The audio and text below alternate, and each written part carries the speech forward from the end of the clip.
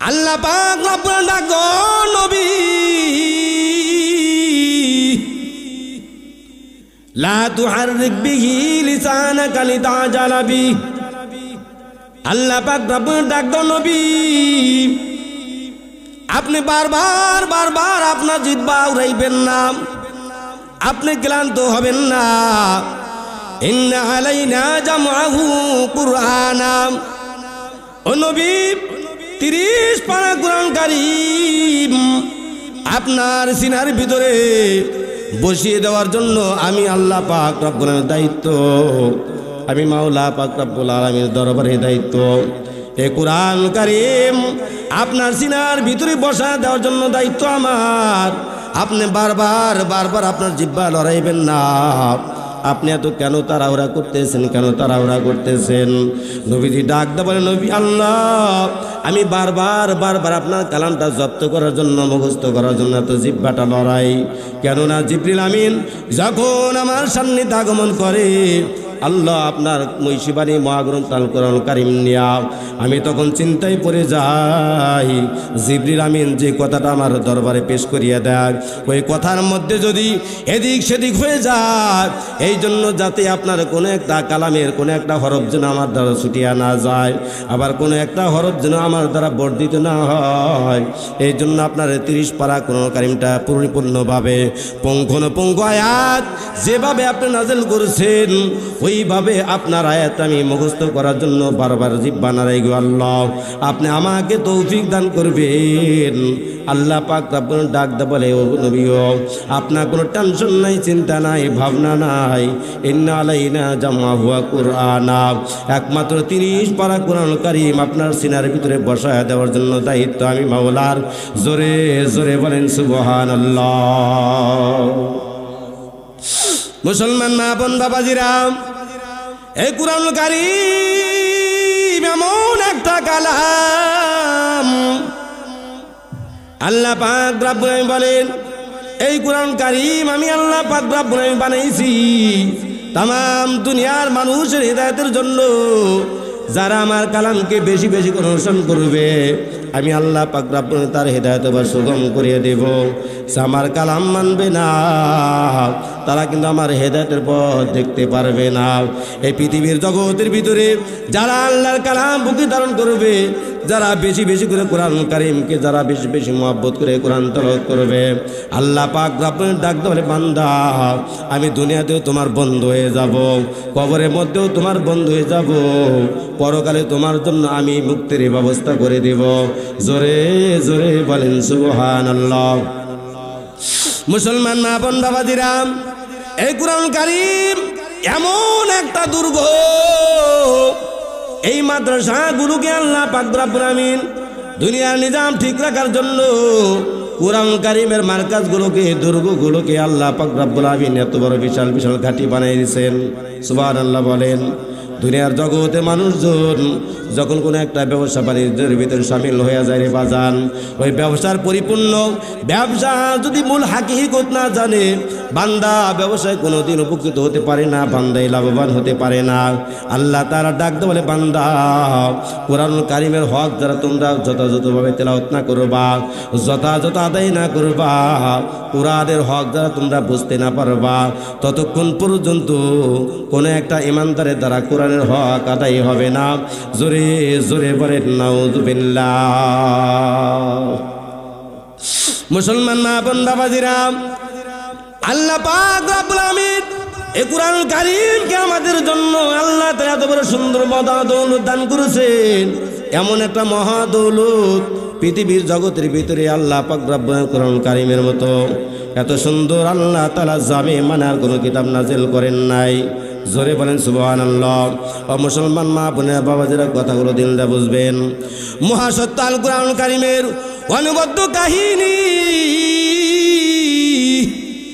এই কিতাবের ভিতরে আল্লামা মুফতি আবু সাঈদ দামাত বারকাতুহু আলিয়া এই কিতাবের ভিতর বর্ণনা করেন এই কোরআনের কারীমের জ্ঞানটা মিটাইয়া দেওয়ার জন্য তৎকালীন জামানার ভিতরে কাফের মুশরিক বেঈমানগণ আল্লাহর কোরআন কারীমের জ্ঞানটারে মিশে দেওয়ার জন্য, আলোকে মুছে দেওয়ার জন্য কোনো একটা চক্রান্ত, কোনো একটা মিডিয়া, কোনো একটা কি খারাপ ষড়যন্ত্র, কোনো একটা মিশন আবিষ্কার করতে তারা ভয় পায় নাই, আবিষ্কার করতে তারা ত্রুটি করে নাই। অর্থাৎ কোরআন কারীমের জ্ঞানকে, আলোকে তারা মিটায় দেওয়ার জন্য পাগল পারা ছিল।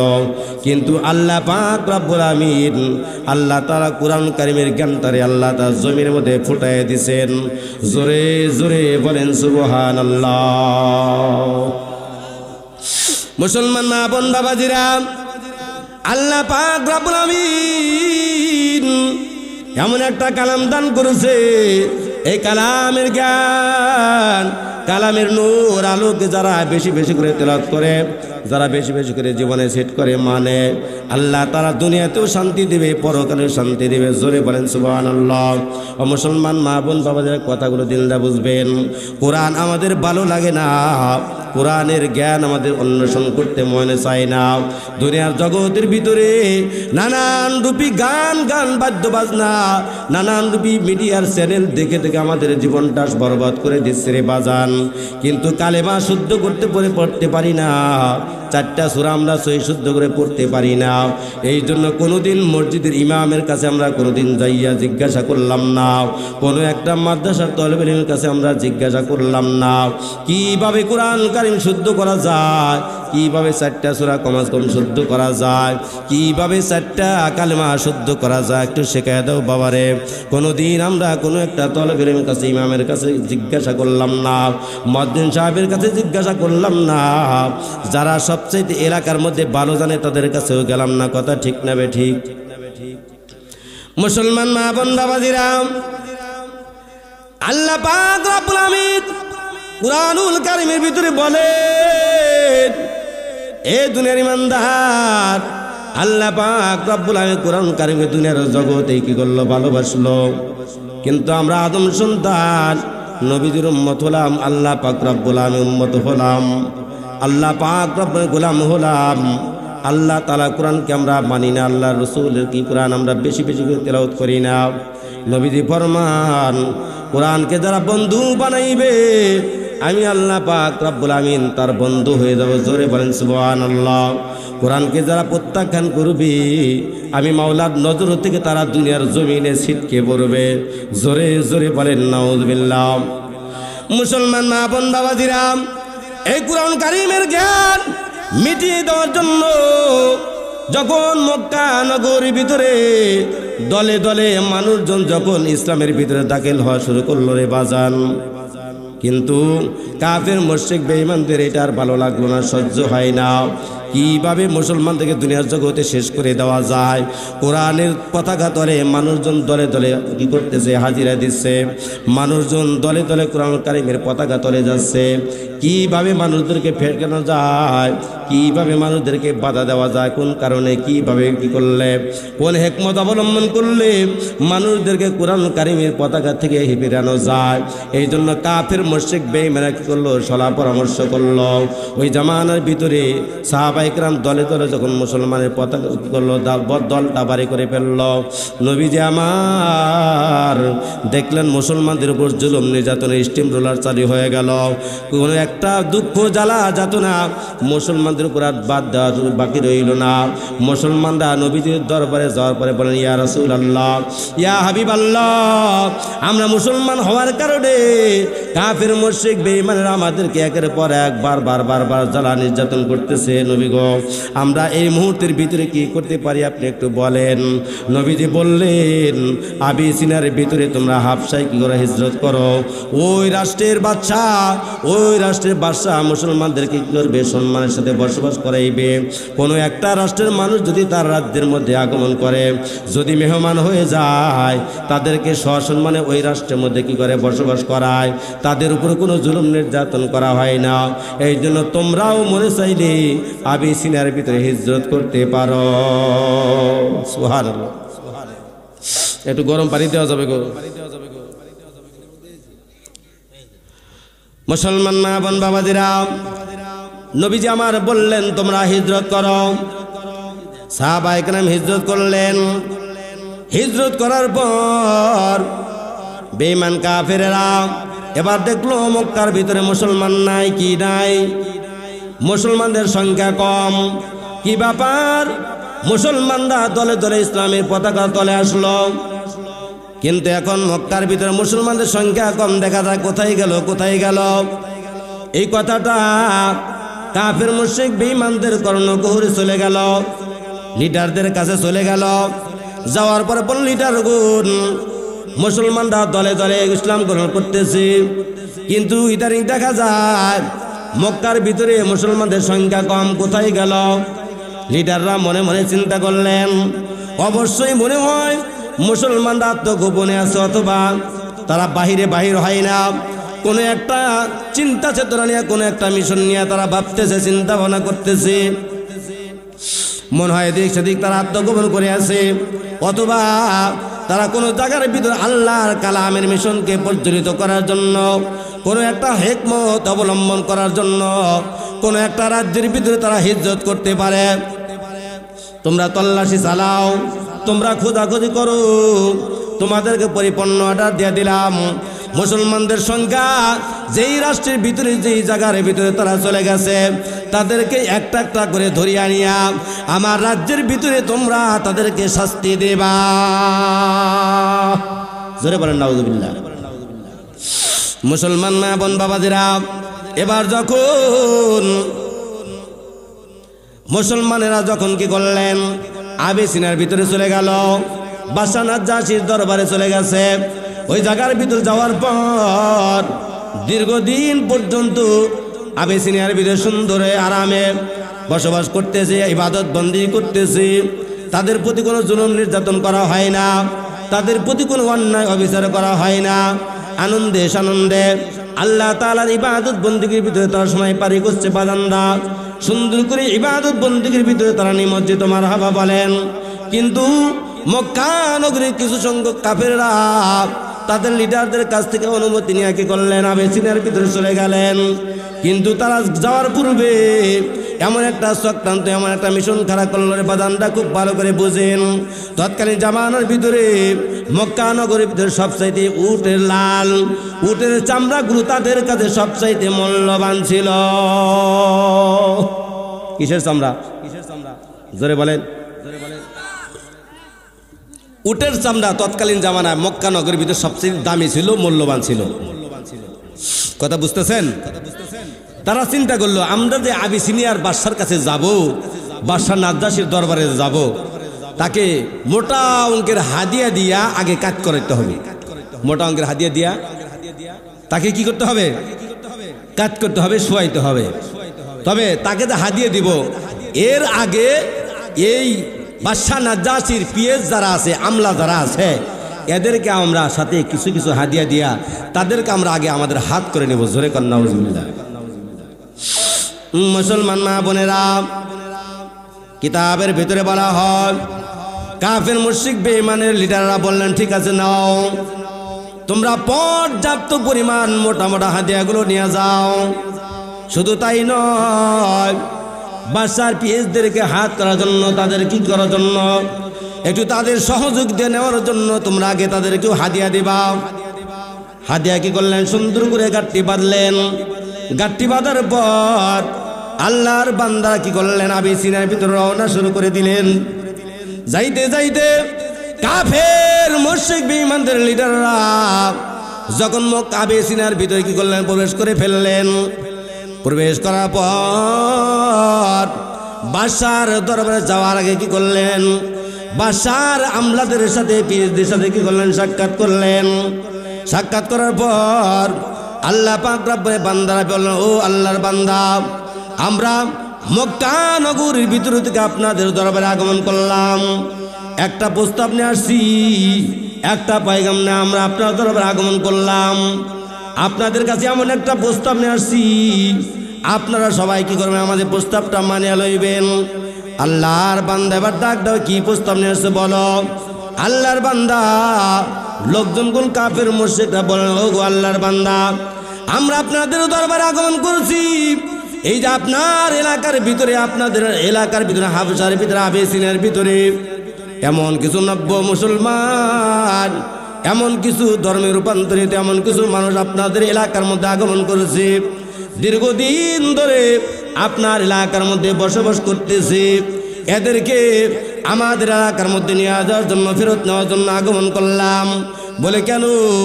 তারা আমাদের ধর্মের চুনকালি লেপন করে আমাদের ধর্মের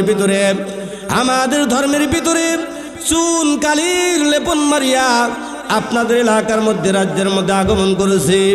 এরা এমন একটা মানুষ, এমন বদনাম সদনাম করতেছে, মক্কার ভিতরে এমন একটা মহান মানবের আগমন ঘটেছে।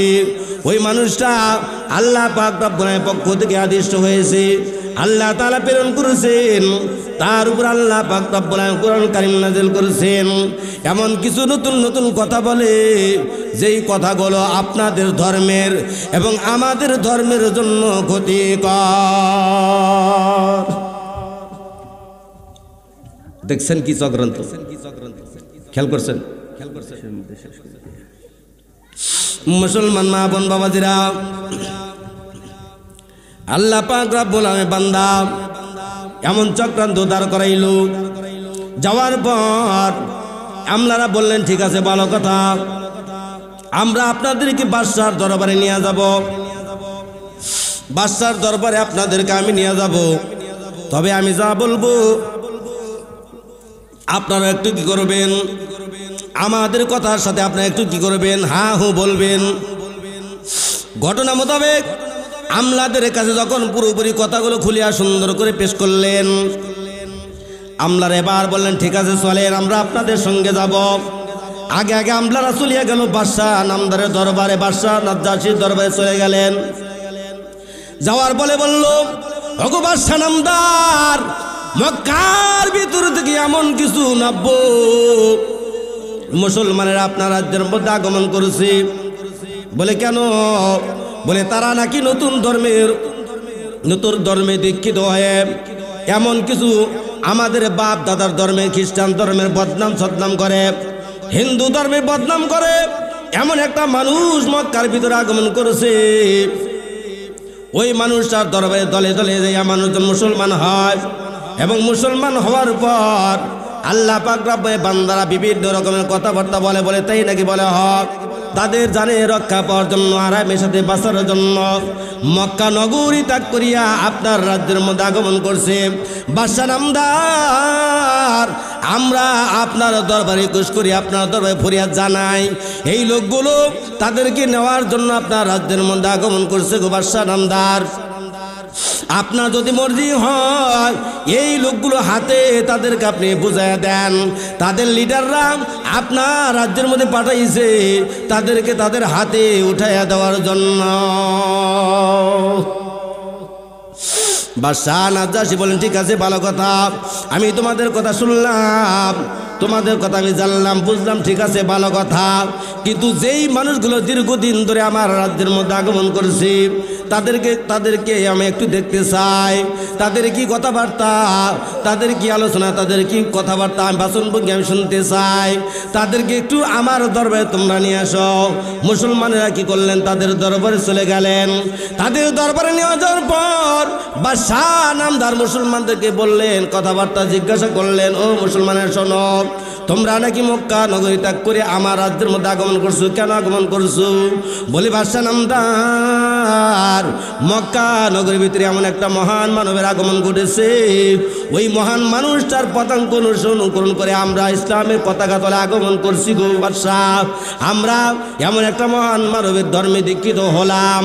আগে আমরা কি করতাম?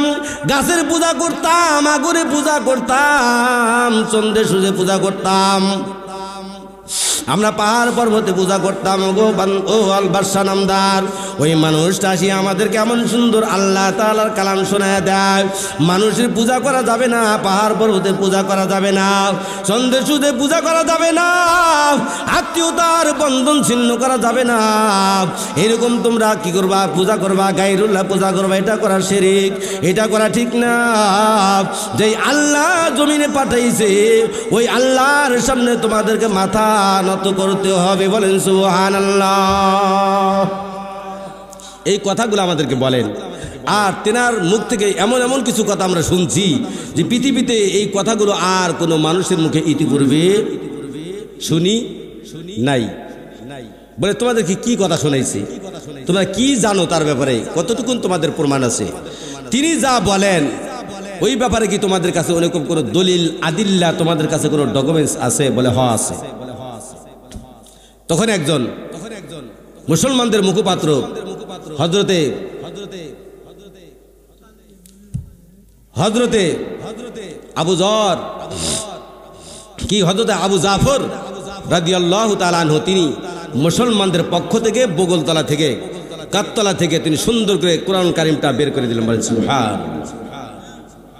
কোরআনুল কারীম বের করে দিয়ে তিনি কালামে হাকিমের থেকে আল্লাহ পাক রব্বুল বান্দা তেলাওয়াত শুরু করে দিলেন। বলেন সুবহান। মুসলমান মা বোন বাবাজিরা, আবু জাফর রাদিয়াল্লাহু তাআলা আনহু কোরআনুল কারীম তেলাওয়াত শুরু করলো। তেলাওয়াত চলতেছে। আল্লাহ পাক রব্বুল বান্দা বাদশাহ রাজ্জাশ কি করলেন? গভীর মস্তিষ্কে আল্লাহর বান্দা কালাম তেলাওয়াত শুনতেছে। তেলাওয়াত করতে আল্লাহর বান্দা আবু জাফর রাদিয়াল্লাহু তাআলা আনহু সূরা তাহা থেকে তেলাওয়াত করলেন। কিতাবের ভিতরে বলা হয় শেষ পর্যন্ত যখন আল্লাহ পাক রব্বুল বান্দা যখন কি করলেন কালামে হাকিম থেকে সূরা তাহা যখন কি করলেন মাঝামাঝি চলে গেল, আল্লাহর বান্দা তেলাওয়াত বন্ধ করে দিলেন। বাদশাহ নাজ্জাশ কি করলেন? আল্লাহর বান্দা আবু জাফরের দিকে তাকাইলেন। তাকানোর পরে বললেন, আল্লাহর বান্দা তেলাওয়াত করো, তুমি কি জন্য আল্লাহর কালাম তেলাওয়াত বন্ধ করে দিলা? তেলাওয়াত করো। আমি তোমার কালাম তেলাওয়াত শুনতে আমি সহ্য করতে পারলাম না। বাদশাহ নাজ্জাশী দুইটা চোখের পানি সারিয়ে দেয়, সুন্দর করে কি করলেন? ওয়াজরে চোখের পানি সারিয়ে দেয়, কান্নাকাটি করতে দাড়িটা ভিজায় ফেললেন, বুক ভাসায় ফেললেন, কাপড় ভিজায় ফেললেন। ভাসাইয়া দেওয়ার পর আল্লাহ পাক রব্বুল বান্দা এবার বলল, ও আল্লাহর বান্দা তুমি কেন তেলাওয়াত বন্ধ করলাম? বাদশাহ এবার এই কথা বলার পর হযরত আবু জাফর রাদিয়াল্লাহু তাআলা কি করলেন? চোখে ভূত পড়ে গেল। আল্লাহর বান্দা বলতেছে, বাদশাহ নাজ্জাশী আপনি চোখের পানিটাও জোরে ছেড়ে দিন, আপনার কষ্ট হচ্ছে, আপনার বাড়ি কষ্ট হচ্ছে, এই জন্য আমি আমার তেলাওয়াত বন্ধ করে দিলাম। আপনি কি জন্য এত কান্নাকাটি করেন? আল্লাহর বান্দা ডাক দাও, বান্দা তুমি তেলাওয়াত চালাও, তোমার তেলাওয়াত আমার চোখের পানি ধরে রাখতে পারলো না, আমার চোখের পানিটা অজরে ছেড়ে দিল, আমার চোখের পানি আমি সামাল দিতে পারলাম না রে বান্দা, তুমি তেলাওয়াত করো। বুঝেছি। আল্লাহ পাক রব্বুল আলামিন আল্লাহ তাআলা নবীর উপরে এমন একটা কালাম নাযিল করেছে, আমাদের ঈসা নবীর উপরে আল্লাহ পাক রব্বুল আলামিন যেমন কথাবার্তাগুলো আল্লাহ পাক রব্বুল নাযিল করছিলেন, ওই রকম কথার সাথে আল্লাহ তাআলা কোরআনুল কারীমের কথার সাথে কিছুটা মিল আছে। এবার তুমি তেলাওয়াত চালাও, আমি তোমার তেলাওয়াত সহ্য করতে পারি না রে বান্দা, তুমি পড়ো। আল্লাহর বান্দা এবার তেলাওয়াত শুরু করে দিলেন। শুরু করার পর আল্লাহ পাক রব্বুল বান্দা ওয়াজরে চোখের পানি ছেড়ে দিলেন। আস্তে আস্তে আল্লাহর বান্দা কান্নাকাটি শুরু করে দিল। এমন কাঁদতে আল্লাহর বান্দার ভিতর থেকে এমন একটা ব্যথা বের হয়ে ব্যথা শুরু হয়ে গেল। ও মুসলমান মা বাবাজিরা, কথাগুলো দিনরা বুঝবেন। কিতাবের ভিতরে বলা হয় আল্লাহ পাক রব্বুল আলামিন এমন একজন বান্দা ছিল বাজান রে, এই কোরআনুল কারীম আল্লাহর বান্দা কুতুবউদ্দিন বখতার কাকি রহমতুল্লাহ আলাইহি এত বড় একজন ওলি ছিলেন বাজান রে। তৎকালীন জামানার ভিতরে ওই জামানার ভিতরে আল্লাহর বান্দা দিল্লীশ্বর প্রেসিডেন্ট ছিলেন, বাদশাহ ছিলেন। আল্লাহর বান্দার মা এত বড় একজন ওলি ছিলেন, বাবাটা এত বড় ওলি ছিলেন। কুতুবউদ্দিন বখতার কাকি কিতাবের ভিতরে বলা হয় দৈনিক কি করতেন? রাত দিন 24 ঘন্টার ভিতরে 200 রাকাত করে নফল নামাজ পড়তেন। তথাপি আল্লাহর বান্দার দ্বারা সরকারি কোনো কামের ভিতরে অবহেলা হতেন, অবজ্ঞা করতেন না। আল্লাহর বান্দা এমনভাবে সুন্দর করে নফল নামাজ পড়তো, কোরআন তেলাওয়াত করতে আল্লাহর বান্দা এমনভাবে দুনিয়ার জগতে পদার্পণ করলো। কিতাবের ভিতরে বলা হয়, মা বোনরা বাবাজিরা খুব ভালো করে বুঝবেন। কুতুবউদ্দিন বখতার কাকির বাবা কুতুবউদ্দিন বখতার কাকি যখন তার মার পেটের মধ্যে আগমন করার পর কুতুবউদ্দিন বখতার কাকি তার মাকে বললেন, ও বিবি আল্লাহ পাক রব্বুল আমিন যদি তোমার পেটের ভিতর নেককার একটা সন্তান দান করে বিবি তোমার এমন অনুরোধ করিয়া যায়, আমি তোমার সন্তানের চেহারা দেখে যেতে পারলাম না রে ও আমার বিবিরে, আমি তোমার দুরার সন্তানের চেহারা দেখে যাইতে পারলাম না। দীর্ঘদিনের জন্য আমি সফরের মধ্যে রওনা শুরু করে দিলাম, জানি না কোন দিন তোমার বুকের ভিতরে আবার আমি আগমন করব। তোমার কাছে আমি এমন একটা ফরিয়াদ জানাই, এমন একটা দরখাস্ত জানাই রে বিবি, যদি আল্লাহ তাআলা তোমার পেটের ভিতরে এমন একটা নেককার সন্তান যদি আল্লাহ তাআলা দান করে বিবি, সন্তানটাই তুমি অমুক মাদ্রাসার মধ্যে ভর্তি করে সুন্দর নেককার পরহেজগার একজন আল্লাহওয়ালা হাফেজ বানাইবা, আলেম বানাইবা। বিবি রে, তোমার কাছে আমি তেমন কোনো চাই না পাই না, তোমার কাছে কোনো চাওয়া পাওয়া নাই, একটা মাত্রই চাওয়া পাওয়া আমার সন্তানটা যেন বিজ্ঞ হাফেজ হয়, আলেমে হক্কানি রব্বানি হয়। আল্লাহর বান্দি কুতুবউদ্দিন বক্তের কাকির মা যখন কি করলো, নির্দিষ্ট সময়ের ভিতরে দুনিয়ার জগতে প্রসব করে ফেলল। সন্তানটা রাতের পর দিনের পর সপ্তাহের পর মাসের পর বৎসর পেরিয়া সন্তানটা যখন 4-5 বছরে পদার্পণ করলো, কুতুবউদ্দিন বক্তের কাকির মা সন্তানটার হাত ধরে সুন্দর করে মাদ্রাসার মধ্যে নিয়ে গেল। বাবা যে মাদ্রাসা কথা ইঙ্গিত করে গেছেন বাজান রে, ওই মাদ্রাসার ভিতরে নিয়ে আল্লাহর বান্দি করলেন, মাদ্রাসার মধ্যে চলে গেলেন। যাওয়ার পরে দেখে কুতুবউদ্দিন বক্তের কাকির মা দেখলেন মাদ্রাসার বড় হুজুর মাদ্রাসার ভিতরে ছাত্রদের তালিম তরবিয়ত দিচ্ছেন, কোরআনের শিক্ষা দিচ্ছেন, জ্ঞান দিচ্ছেন। মুহূর্তের ভিতরে কুতুবউদ্দিন বক্তের কাকির মা হুজুর কি করলেন, হুজুরকে সালাম করলেন। সালাম করার পর আল্লাহর বান্দি এবার ডাক দেব, হুজুর গো, আমি আপনার মাদ্রাসার মধ্যে আমার সন্তানটা নিয়ে আসছি ভর্তি করে দেওয়ার জন্য। আমার সন্তানের বাবা দীর্ঘদিনের জন্য সফরের মধ্যে চলে গেছেন, যাওয়ার পথে আমার স্বামী আমাকে উচিত করে গেছেন, ও আল্লাহ আমার বিবিরে, যদি আমার তোমার পেটের মধ্যে নেককার একটা সন্তান দান করে অমুক আমার সন্তানটার অমুক মাদ্রাসার মধ্যে নিয়ে ভর্তি করিয়া দিবা। আমার স্বামীর উচিত মোতাবেক আপনার মাদ্রাসার মধ্যে নিয়ে আসছি, দয়া করে আমার সন্তানটা ভর্তি করিয়া নেন। হুজুর সুন্দর করে আল্লাহর বান্দাকে সুন্দর করে মাদ্রাসার দপ্তরে খাতার মধ্যে ভর্তি করে নিলেন, রেজিস্ট্রি খাতার ভিতরে ভর্তি করে নিলেন। ভর্তি করে নেওয়ার পর আল্লাহর বান্দা কি করলেন, কিতাবের ভিতরে বলা হয় 2 থেকে 3 দিন পরে আল্লাহর বান্দা উস্তাদ জি কি করলেন, কুতুবউদ্দিন বক্তের কাকিকে ডাক দিলেন, ও বান্দাকে শোনো, কুতুবউদ্দিন বক্তের কাকি, আসো আসো, তোমার মা 3 দিন আগে আমার মাদ্রাসার মধ্যে ভর্তি করে দিছে তোমাকে কোরআনের জ্ঞান দেওয়ার জন্য, বাবা তুমি আমার কাছে আসো। সন্তান এবার কি করলেন, ডাক দেওয়ার সঙ্গে সঙ্গে উস্তাদজির কাছে চলে গেলেন। যাওয়ার পরে উস্তাদজির সামনে সুন্দর করে অবনত মস্তিষ্কে নামাজের শুরুতে আল্লাহর বান্দা বসে গেলেন, মারহাবা বলেন। ও মুসলমান মা বোন বাবাদের, সুন্দর করে সন্তানটা যখন বসে গেল, উস্তাদজি মনে মনে চিন্তা করলেন, হাই রে হাই, জীবনে কত ছাত্রই পড়াইলাম, কোনো একটা ছাত্রছাত্রীর ভিতরে এত সুন্দর আদব শিষ্টাচার আদব দেখলাম না। এটা তো সাধারণ দুনিয়ার কোনো সাধারণ ছাত্র হবে না, এত সুন্দর আদব। সন্তানটা আমার সামনে আসে সুন্দর করে পাউটা সুন্দর করিয়া নামাজের শুরুতে বিছায়া দিয়া বসিয়া গেল, এত সুন্দর আদবওয়ালা। আল্লাহর বান্দা উস্তাদের সন্তান কি করলেন, আউযু বিল্লাহি মিনাশ শাইতানির রাজিম পড়িয়া বিসমিল্লাহির রহমানির রহিম পড়িয়া পূর্ণাঙ্গ পড়িয়া আলিফ বা তা সা সবক দেয়। আল্লাহ পাক রব্বুল মহৎ বান্দাটা কি করলেন, আলিফ বা তা সা না পড়িয়া উস্তাদের সাথে সুন্দর করে আলিফ বা তা সা না পড়িয়া এবার কি করলেন, পরিপূর্ণ করে আউযু বিল্লাহ বিসমিল্লাহ পরিপূর্ণ করিয়া সূরা ফাতিহা থেকে 15 পারা পর্যন্ত বিনা লোকমা উস্তাদকে মুখস্থ শোনায় দেয়। জোরে জোরে বলেন সুবহানাল্লাহ। কত পারা? 15 পারা বিনা লোকমায় মুখস্থ শোনায় দিছে। আর আমরা আলিফ বা তা সাই পড়তে পারি না। উস্তাদজি মনে মনে চিন্তা করলেন, আমি বললাম আলিফ বা তা সা আউযু বিল্লাহি বিসমিল্লাহ বইলা এই সন্তান 15 পারা বিনা লোকমায় মুখস্থ শোনায় দিল। সন্তান যে এত বড় হাফেজ, আবার এই সন্তানকে আমার মাদ্রাসায় ভর্তি করিয়ে দিয়া সন্তানের মা আমার সাথে ঠাট্টা বিদ্রুপ শুরু করে দিল। জোরে বলেন সুবহানাল্লাহ। সন্তান উস্তাদজির উপরে কি করলেন, উস্তাদি সন্তানের পিঠের উপরে হাত দেবেন, বাবা থামো। জোরে বলেন মারহাবা। সন্তান থেমে গেলেন, থামার পরে বলতেছে, বাবা তুমি যে এত বড় হাফেজ তোমার মা কোনোদিন জানে না? বলে যে আমার মাও জানে না, আমিও জানি না এত বড় হাফেজ। জোরে বলেন সুবহানাল্লাহ। বলে তুমি যেহেতু জানো না, তোমার মাও জানে না, তাহলে এই সূক্ষ্ম বিষয়টা আমাকে জানার জন্য তোমার মার কাছে আজকেই এই মুহূর্তে আমাকে যেতে হবে। বাবা আমি তোমার বাড়ি চিনি না, আমাকে নিয়ে এক্ষুনি তোমার বাড়িতে চলো। জোরে বলেন সুবহান। মুসলমান মা বোন, ওস্তাদ যে বা সুন্দর করে সন্তানকে নিয়ে বাড়ির দিকে রওনা দেয়। সন্তান ওস্তাদের আগে আগে হাঁটাহাঁটি শুরু করলো। মারহাবা বলেন। যাইতে যাইতে যাইতে যাইতে সীমানার মধ্যে চলে গেল।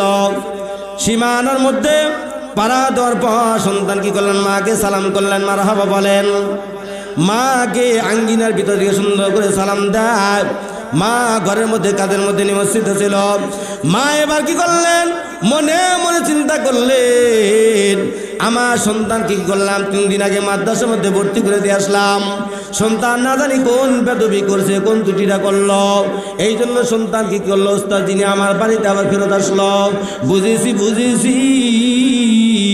মনে হয় আমার সন্তানের পাকে আল্লাহর কালামে তেলাওয়াত হবে না। আল্লাহ পাক রব্বুল আলামিন মনে হয় আমার সন্তানদের দিনের জন্য কবুল করবে না। রব্বে কারীম, আমার সন্তানটার জন্য তুমি কি কাম করলাম? আমার সন্তানকে ওস্তাদ যে আমার বাড়িতে নিয়ে আসলো, রিটার্ন দেওয়ার জন্য আমার সন্তানকে নিয়ে আমার বাড়িতে আগমন করলো। রব্বে কারীম, তোমার কাছে আমি আল্লাহ পাক রব্বুল আলামিন তোমার কাছে আমি ক্ষমা চাই। আমার সন্তান না জানি কি অপরাধ করলো, না জানি কি বেয়াদবি করলো। এই জন্য সন্তানকে আমার সন্তানের ওস্তাদ জি করলো নিয়ে আসলো। সন্তানের জন্য এবার মা চোখের পানি ছেড়ে ছেড়ে বলে, ওস্তাদজি দয়া করে ক্ষমা করবেন, দয়া করে আমার সন্তানকে মাফ করবেন। না জানি আমার সন্তানটা আপনার সঙ্গে কি অন্যায় করছে, কি অবিচার করেছে, না জানি আমার সন্তানরা ছাত্র ভাইদের সাথে কি অপরাধ করলো। এই জন্য আমার সন্তানটা আপনি বাড়িতে রিটার্ন দেওয়ার জন্য নিয়ে আসলেন। ওস্তাদজি বলে, ও বুবু না না না, আমি আপনার সন্তানটা রিটার্ন দেওয়ার জন্য আগমন করি নাই। বলে কেন আগমন করেছেন? বলে একটা জিনিস তথ্য জানার জন্য আপনার দরবারে আগমন করছি। বলে কি শুনবেন? বলে বুবু রে, তুমি কি তোমার সত্য কথাটা তুমি মন থেকে সুন্দর করে বলবা কিনা? এবার বোন বলে, হুজুর গো, আপনি তো একজন আলেম হাফেজ, আপনি আমার সন্তান ওস্তাদ, আপনি কি বলেন? কেন বলবো না? আপনি বলেন, আপনাকে আমি সুন্দর করে আমার জানা হতো আমার কথাগুলো বলে দেবো। কি জানতে চান? আল্লাহর বান্দা ওস্তাদ যেবার ডাক দেবো, ও বুবুরে শোনো, তোমার সন্তান এত বড় হাফেজ হলো কোন কারণে? এত বড় হাফেজ হলো কোন আমলে বিনিময়? তুমি কি জানো না? তুমি কি বুঝো নাই? তোমার সন্তানটা এত বড় হাফেজ হলো কোন কারণে? কি আমল? তুমি কি আমল করছো জীবনে? তোমার কোন আমলে বিনিময় সন্তানটা এত বড় হাফেজ হইল? আল্লাহর বান্দা এবার ডাক, হুজুর গো, জীবনে তেমন কোন আমল আমি করতে পারি নাই, তেমন কোন আমল আমার নাই, মাত্র 2টা আমল করছি। মনে হয় আল্লাহ পাক রব্বুল আলামিন আমার এই 2টা আমলের বিনিময় আমার সন্তানটার এত বড় হাফেজ বানায় দিয়েছেন।